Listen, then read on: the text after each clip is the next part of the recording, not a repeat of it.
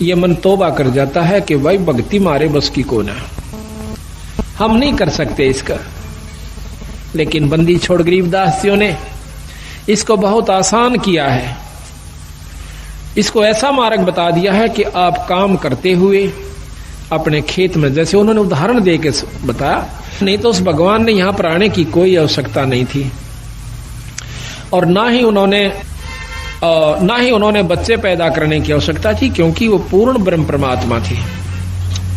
लेकिन हमारे इस भ्रम को दूर करने के लिए कि आपके मन में क्या जमा हो चुकी है, हमारे अंदर भी यही थी।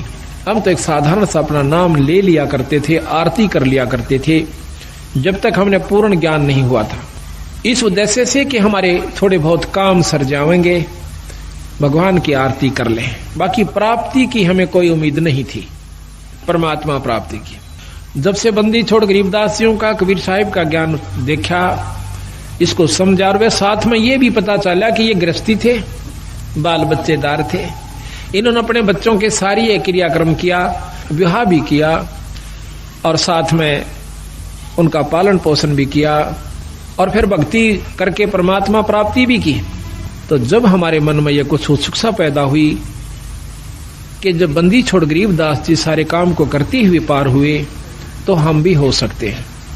उसके बाद हमारी रुचि बढ़ी, और फिर बंदी छोड़ ने लिख रखा गरीबदासियों ने कि नाम उठत नाम बैठत नाम सोवत जागबे, भाई नाम खाते नाम पीते तो नाम से ती लागबे।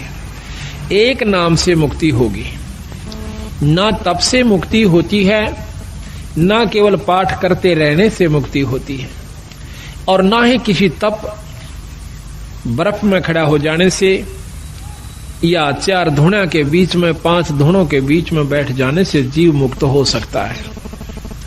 उससे कुछ और उपलब्धि होती है। तो जब हमने मेरा पता चला, इस बात का ज्ञान हुआ कि परमात्मा के पाने का तरीका भी और है, वो साधन भी और है, जिससे हम ईश्वर प्राप्ति कर सकते हैं। सिद्धि प्राप्ति नहीं करनी अपन, तब से सिद्धियां आ जाती हैं। और कोई मौन बैठ जाता है 6 महीने, साल भर, 2 साल, 4 साल, वर्ष, तो उसको भी सिद्धियां आ जाती हैं। उन सिद्धियों से छोटे मोटे चमत्कार हो जाते हैं। लेकिन बंदी छोड़ महाराज कहते हैं कि ये अष्ट सिद्धि, 9 निधि, ये भी हमें नहीं आवश्यकता। हमने केवल आवश्यकता है तो अपने आत्म कल्याण की और जन्म मरण से पीछा छुटवाउन की है। वो कैसे छूटे हमने इस बात, तो सतगुरु महाराज ने हमें बताया कि जिस प्रकार मैंने कार्य किया, जिस प्रकार मैं रहा, मेरी रहनी को देखो। भाई बच्चे भी हुए, उनको पाला पोसा, फिर उनकी शादी करी।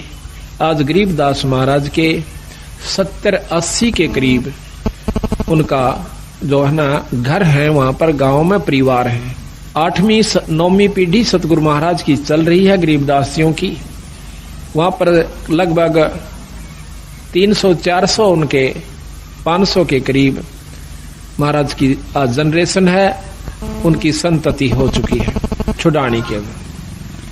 तो उन्होंने हमें यह बताया कि भाई इस वहम में मत रहना कि भक्ति वही लोग क्या करते हैं जिन्होंने दाढ़ी बढ़ा रखी हो, सिर पर जटा बढ़ा रखी हो, या बहुत बड़े संस्कृत के ज्ञाता हो, चारों वेदों को बहुत ही लतीफेदार ढंग से सुना रहे हो।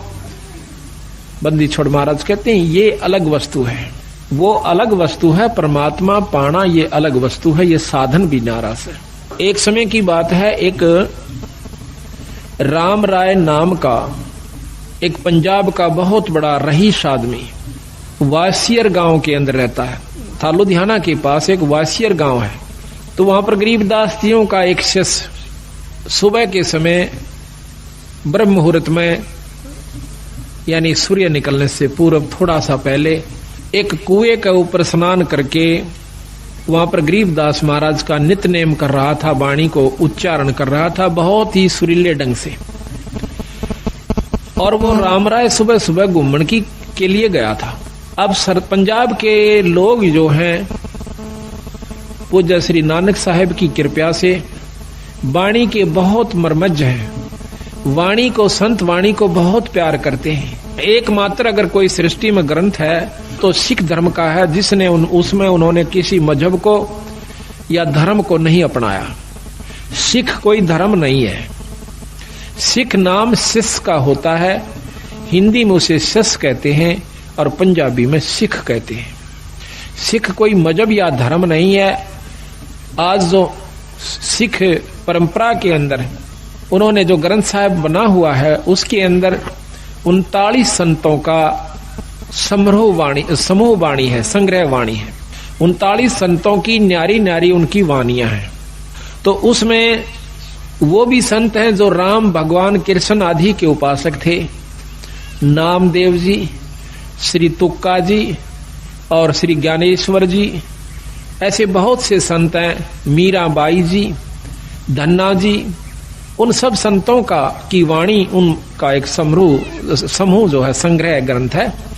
तो उसके अंदर सभी संतों की वाणियां हैं, उनका ज्ञान है, अपना अपना मार्गदर्शन है। बड़े आदर से